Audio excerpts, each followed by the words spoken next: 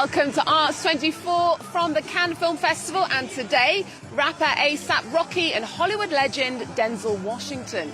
They're in Spike Lee's new film, Highest to Lowest, a modern reimagining of the Japanese 1963 classic High and Low. It's Lee's fifth collaboration with Washington, who plays a powerful New York music mogul caught in a moral crisis. A$AP Rocky, who's also Rihanna's partner, plays a rapper who'll stop at nothing to be noticed. Let's take a look. Do you believe in yourself? Revenge! Do you believe you'll be successful? Get the band! And the hard times will come from the good times. The hard times will come from the success. The hard times will come from the money, and the mayhem follows. So can you handle the mayhem? Can you handle the money? Can you handle the success? Can you handle the failure? Can you handle the lovers? Can you handle the memes? Can you handle everything that there is in between? That's the question I have for you. Gotta get ready! Can you handle it? There you go, a look at one of the buzziest films so far at the Cannes Film Festival. Next to one of my favourite movies so far, starring Narcos lead Ragna Hayek. The Secret Agent is directed by one of Brazilian cinema's most acclaimed voices, Kleber Mendonça Filho. It's a gripping political thriller set in 1970s Recife, blending personal drama with national history.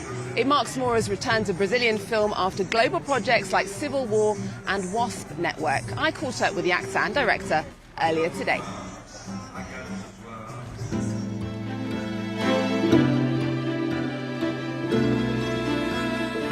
Ragnar, congratulations on the film. Thank you. Describe the film then for people who haven't seen it and the character that you play. So it's a political thriller about values, about the logic of a country under an autocrat government, and how the ones that don't cope with that, don't obey or don't submit to that mindset, particular upside-down mindset, can pay a big price. And it's set in 1970s Brazil, around the time when you were born. Yeah. So how much did you draw on your own life experience for it? Lots, but you know what happened? In 2017, I myself directed a film called Marighella, which is a film about the leader of the armed resistance against the dictatorship that takes place exactly in the same time. So I was like, I have read and studied, and I knew a lot about that time already. But of course, I went back to my parents. I mean, in my character, the kind of shirt that he wears is exactly the kind of shirt that my father used to wear, and my father used to put his cigarette pack exactly on that chest, and so of course it brought me lots of memories of that time.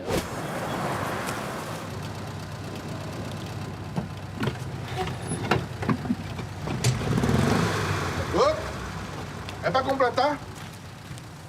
Pode ficar tranquilo, tá tudo em ordem aí. É para completar? Rapaz,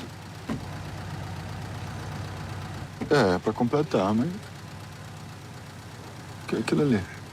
Isso foi domingo. Um infeliz aí veio roubar uma lata de óleo com a peixeira na mão. Aí Rivanete, que é o menino que trabalha aqui à noite, pegou lá 12 e deu 2 TB. Uma na caixa dos peitos e outra na cara e não levantou mais. You often explore the inequalities and contradictions in Brazilian society, as in Aquarius and Bacurau. What inspired you then to return to 1970s Brazil for this one?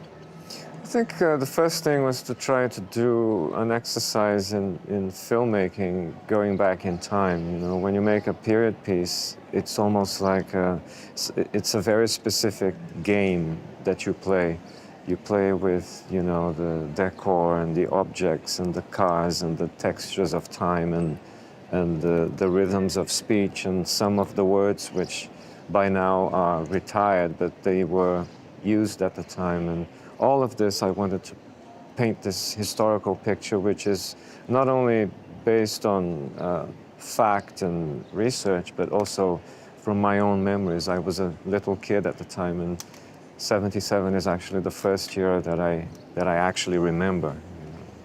Kleber's film's always an event, but do you think there's a sort of renewed enthusiasm for Brazilian cinema and for this period during the dictatorship because of the success of I'm Still Here and winning the first Brazilian Oscar? I think so.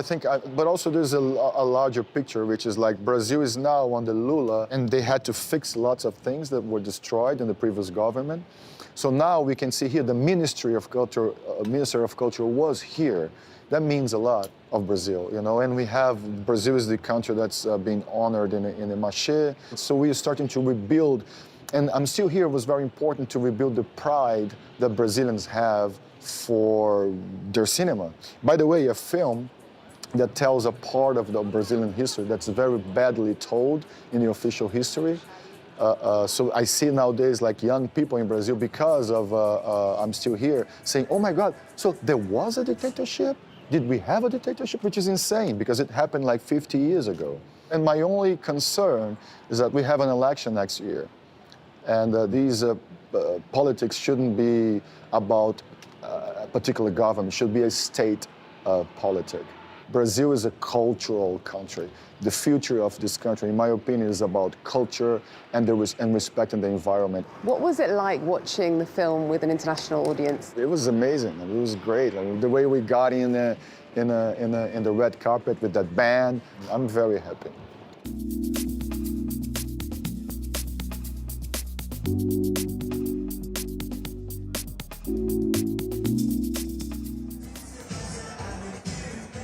There you go, The Secret Agent is definitely one to watch. Next up then, Cannes may seem all glitz and glamour, but what's it really like behind the scenes for the journalists covering it all?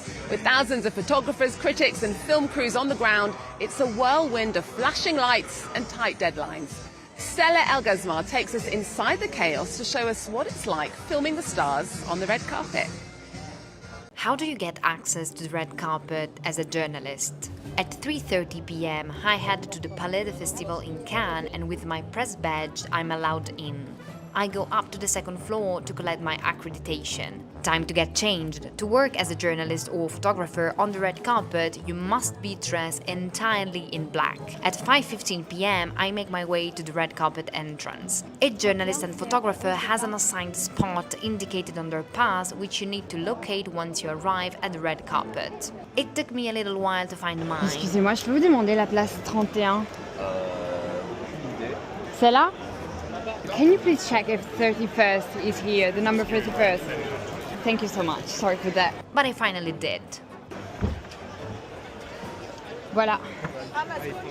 Ouais, merci beaucoup. A very good spot here, actually. It's nice. Very much. It's a little bit high. I set up my tripod and filmed everything with an iPhone. And at 6 p.m., the red carpet officially begins. The event hosts have a photo sheet to identify who's walking the red carpet. Photographers shout out celebrities' names to get close-up shots. The red carpet usually lasts around 2 hours, and if you're lucky, you might end up filming some incredible stars. And thanks to Stella for all those great red carpet pictures. So another day, another party. We're going to leave you with images of the GQ soiree last night with Eva Longoria among the guests. Thanks for watching. Thanks for your company. See you next time for more from the Cannes Film Festival.